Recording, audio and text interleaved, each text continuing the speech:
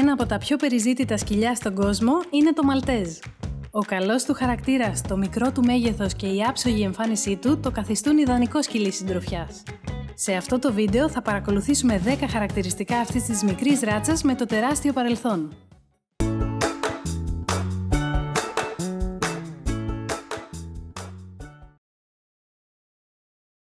Μία από τις παλαιότερες ράτσες σκύλων στην ιστορία είναι η ράτσα Μαλτέζ. Η πιο διαδεδομένη θεωρία λέει ότι προήλθε από τη Μάλτα.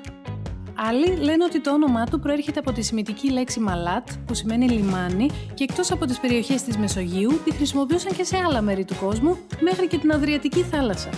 Εντοπίζονται όμως και άλλα πιθανά στοιχεία για τις ρίζες τους. Μερικά φτάνουν μέχρι τους Φαραώ της αρχαίας Αιγύπτου. Πιο συγκεκριμένα, στον τάφο του Ραμσή του Δεύτερου βρέθηκαν αγαλματίδια που αποτώνιζαν σκυλιά ίδια με τα Μαλτέζ. Επίσης, ήταν ένα από τα πιο γνωστά σκυλιά στην αρχαία Ελλάδα. Η πρώτη ξεκάθαρη αναφορά για τη φυλή έγινε από τον Αριστοτέλη, όπου τα χαρακτήρισε ως τα τέλεια σκυλιά για το μικρό τους μέγεθος. Έχουν βρεθεί αναπαραστάσεις τους σε αρχαία ελληνικά κεραμικά, σε αμφορείς από το 500 π.Χ., υπάρχουν ποίηματα του 1ου αιώνα που τα εξυμνούν, έχουν συντροφεύσει Ρωμαίους αυτοκράτορες που θεωρούσαν πως το λευκό του στρίχωμα συμβολίζει το θείο, το ιερό και το αγνό. Επίσης, πίστευαν ότι τα σκυλιά αυτά είχαν τη δυνατότητα να θεραπεύσουν οποιαδήποτε ασθένεια των ανθρώπων, αρκεί να τα κρατούσαν κοντά τους. Το 15ο αιώνα μεταφέρθηκαν στη Γαλλία και μέχρι τον 16ο είχαν διασκορπιστεί σε όλο τον κόσμο και θεωρούνταν σκυλιά της αριστοκρατίας. Απεικονίστηκαν σε πίνακες διάσημων ζωγράφων όπως ο Γκόια και ο Τζόσουα Ρέινολντς, συνόδευσαν βασίλισσες όπως την Ελισάβετ την Πρώτη, τη Βασίλισσα Μαρία την Πρώτη της Σκωτίας, τη Βασίλισσα Βικτωρία, τη Μαρία Αντουανέτα και πολλές άλλες γνωστές προσωπικότητες της ιστορίας. Το 17ο και 18ο αιώνα η ράτσα έφτασε κυριολεκτικά στα όρια του αφανισμού. Όμως κάποιοι εκτροφείς κατάφεραν να τη σώσουν και να δημιουργήσουν αυτό που γνωρίζουμε εμείς σήμερα. Το ύψος των Μαλτέζ φτάνει μέχρι τους 25 πόντους και γίνονται γύρω στα 3 με 4 κιλά. Το μέσο προσδόκιμο ζωής τους είναι 12 με 15 έτη, αλλά πάρα πολύ συχνά τα σκυλιά αυτά φτάνουν σε μεγαλύτερες ηλικίες, όπως 18 ή 19 χρονών. Μερικοί εκτροφείς προσφέρουν σκυλιά μικρότερα από 3 κιλά, τα οποία όμως πρέπει να γνωρίζετε ότι διατρέχουν πάρα πολύ μεγάλο κίνδυνο λόγω πιθανών γενετικών ανομαλιών ή γενικών σοβαρών προβλημάτων υγείας. Το τρίχωμά τους αποτελείται από ένα στρώμα τρίχας, δηλαδή δεν έχει τον υπομανδύα που έχουν άλλα σκυλιά, και είναι άσπρο, ίσιο και μεταξένιο. Επίσης, δεν μαδάει σχεδόν καθόλου και από πολλούς θεωρείται αντιαλλεργικό. Τα μάτια τους είναι πάντα σκουρόχρωμα με ένα μαύρο περίγραμμα γύρω τους και η πλάτη τους είναι ολόισια και καταλήγει σε μια ουρίτσα που συνήθως στέκεται γυριστή προς τα πάνω. Χρειάζονται κούρεμα περίπου κάθε 2 μήνες, συχνό μπάνιο και αρκετό χτένισμα, γιατί η τρίχα τους μπερδεύεται και κάνει κόμπους πολύ εύκολα.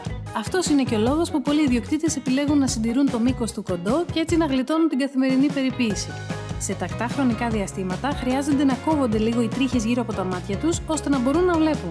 Φυσικά, κάποιοι ιδιοκτήτες προτιμούν να βάζουν στα σκυλιά τους ένα κοκαλάκι.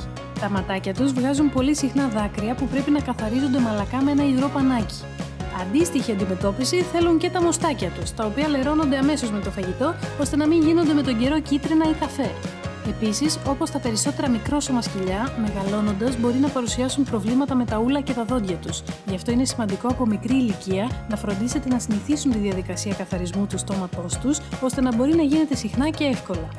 Παρόλο που το τρίχωμά τους είναι πυκνό και πλούσιο, είναι αρκετά ευαίσθητα στις καιρικές αλλαγές και δεν αντέχουν πολύ τις χαμηλές θερμοκρασίες, χρειάζονται παραπάνω προστασία, αλλά ούτε και τις πολύ υψηλές.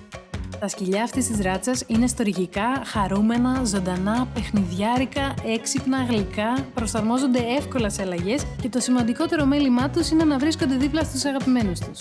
Δεν φοβούνται και είναι πολύ θαραλέα παρόλο το μικρό μέγεθός τους.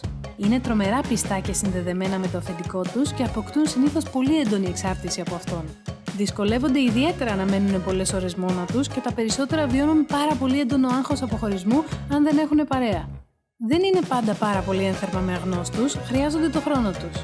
Εκπαιδεύονται εύκολα και τους αρέσει να μαθαίνουν μικρά κόλπα γιατί λατρεύουν να λαμβάνουν σημασία από τον ιδιοκτήτη τους και θέλουν να κάνουν τα πάντα για να τον ευχαριστήσουν.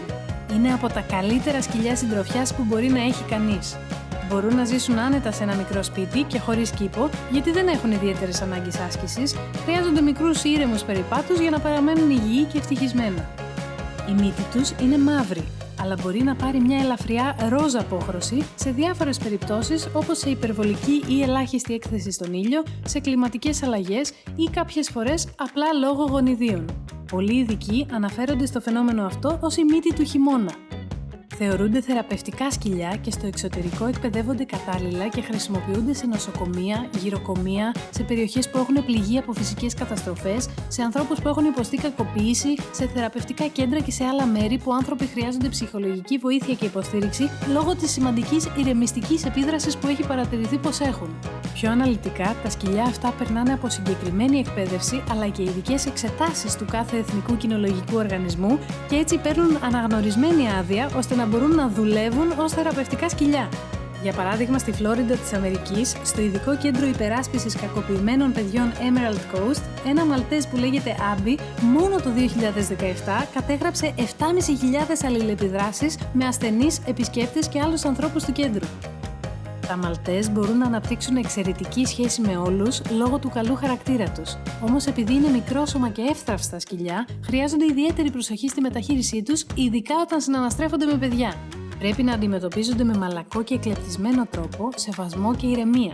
Αν τα παιδάκια είναι πολύ μικρά σε ηλικία, σε καμία περίπτωση δεν θα πρέπει να μένουν μόνα μαζί τους, γιατί άθελά τους μπορεί να τα πατήσουν, να τους πέσουν από την αγκαλιά ή ακόμα και να τα σφίξουν από την αγάπη τους λίγο πιο δυνατά από όσο πρέπει.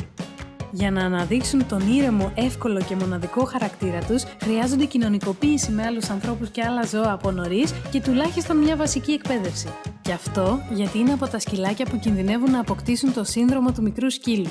Αυτό περιλαμβάνει χαρακτηριστικά όπως ασταμάτητα γαυγίσματα, πολύ έντονη επιθετικότητα, ιδιαίτερα όταν κάποιος πλησιάζει το αφεντικό τους, στρες, φόβο, αδιαφορία σε οποιαδήποτε εντολή και αν λάβουν, αρχηγική αντιμετώπιση προς άλλα ζώα ή και ανθρώπους και άλλα προβλήματα συμπεριφοράς. Συνήθως, το σύνδρομο δημιουργείται γιατί άθελά τους οι ιδιοκτήτες το επιτρέπουν. Η αλήθεια είναι πως είναι πολύ δύσκολο να θυμώσει, να συνετίσει και να πειθαρχήσει κάποιος μια μικρόσωμη τρυφερή γλυκιά-χνουδωτή μπάλα. Και είναι πολύ εύκολο να ξεχάσει ότι παρόλα τα παραπάνω παραμένει ένας σκύλος που δεν πρέπει να γίνει κακομαθημένος. Λόγω της συχνής ύπαρξης αυτού του συνδρόμου, δυστυχώς κυκλοφορεί η προκατάληψη ότι τα μικρά σκυλιά είναι κακά, σπαστικά ή αντιπαθητικά. Ένα από τα πλουσιότερα σκυλιά του κόσμου υπήρξε ο Trouble, αφού η πάμπλουτη μαμά του Λιώνα Χέλμσλι του άφησε στη διαθήκη της $12 εκατομμύρια. Βέβαια, οι εξαγριωμένοι συγγενείς κατέφυγαν στην αμερικάνικη κυβέρνηση, υποστηρίζοντας πως η Λιώνα δεν είχε σώαστας φρένας όταν έγραφε τη διαθήκη της και μετά από πολλές δικαστικές διαμάχες, ο Trouble κληρονόμησε μονάχα $2 εκατομμύρια από το μερίδιό του.